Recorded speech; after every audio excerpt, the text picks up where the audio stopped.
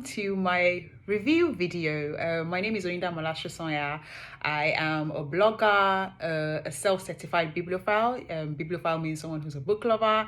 I love books. I love talking about books. I'm also a change and business transformation professional, and I live in London. And I have been shooting these videos for a while now, just trying to talk about my love of books, sharing tidbits from books that I've read and getting people just to see that you can apply the things from the books that you read.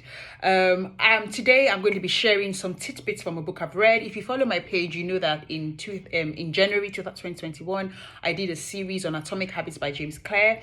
And if you've also followed me, you would have kind of seen that where I said that I was going to be, concentrating on themes. My reading was going to be very thematic this year.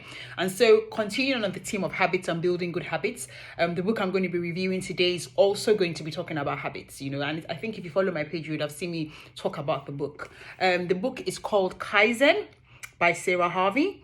And Kaizen basically is a Japanese method for transforming habits one small step at a time. As I said, I'm a business transformation and change professional as well. And Kaizen is a very common concept in the lean Toyota philosophy. So if you work in that space, you'd have heard about the lean way, design thinking, agile. A lot of people actually talk about continuous improvement, but Kaizen is a Japanese term for continuous improvement or continuous change. And so I'm going to be reading a portion of the book, and then I will share my thoughts on how you can apply it to your life and to your habits. Change is infectious, and when success is achieved in one area, you are encouraged to apply the same technique to another area of your life. This is referred to as Yokoten. I don't think I pronounced that properly, but yeah, or horizontal deployment, i.e. copying what works in one area to see if it works in another. This philosophy of Kaizen is just as easy to apply to individual change as to change in a business.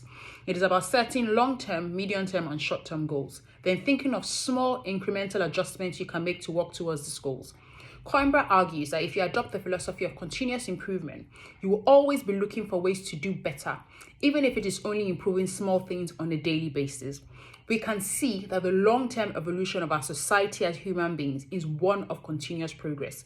And that if we create a spiral that is a streak of continuous wins, we will be much better in all senses. And so where I want to kind of focus on is the Yokoten philosophy, horizontal deployment, which is copying what works in one area. And that's the, it's something that is talked about in the lean manufacturing. And, it talked about copying what works in one area and, applying it to another area. And I'm going to put this in the context of personal development or building habits for yourself. So I want you to think about it. What is one area of your life that you've kind of improved in the last year? Something that you said, that I wanted to do this and, I've done it. So how can I, and then just think about it. So that's one thing. I'm going to share a personal story. So in 2015, I decided to lose weight. I was quite overweight. I was quite unfit. I didn't used to, I couldn't even run for the train without panting, or even walking down the stairs was difficult for me. And so I said, okay, what am I going to do? I'm going to, start walking more, start exercising, and, just generally be a bit more conscious about what I did. And it was a long journey. And it's still a journey I'm on, it's still a journey I'm on. But because I was able to see that worked, and I was able to be consistent, and I lost the weight, the weight came off, I was fitter, I was able to do things that I couldn't even do when I was much younger. I was then able to apply that same principle to other areas of my life. I can hands on heart say that because I improved my fitness and improved the way that I actually, did things with my body, it actually improved my mind as well. So I was able to apply the continuous improvement of trying to change my body. And when I say change my body, I'm using the word change my body loosely here. It doesn't mean that there was anything wrong with me. It just means that I wanted to be better. I wanted to be more optimal in the way that I operated in the body that I have. It kind of then moved on to my career. And I can hands on heart say that ever since I was able to achieve that, I was able to then put that same principle of, okay, what can I do to improve my career? And I can say that my career has also improved.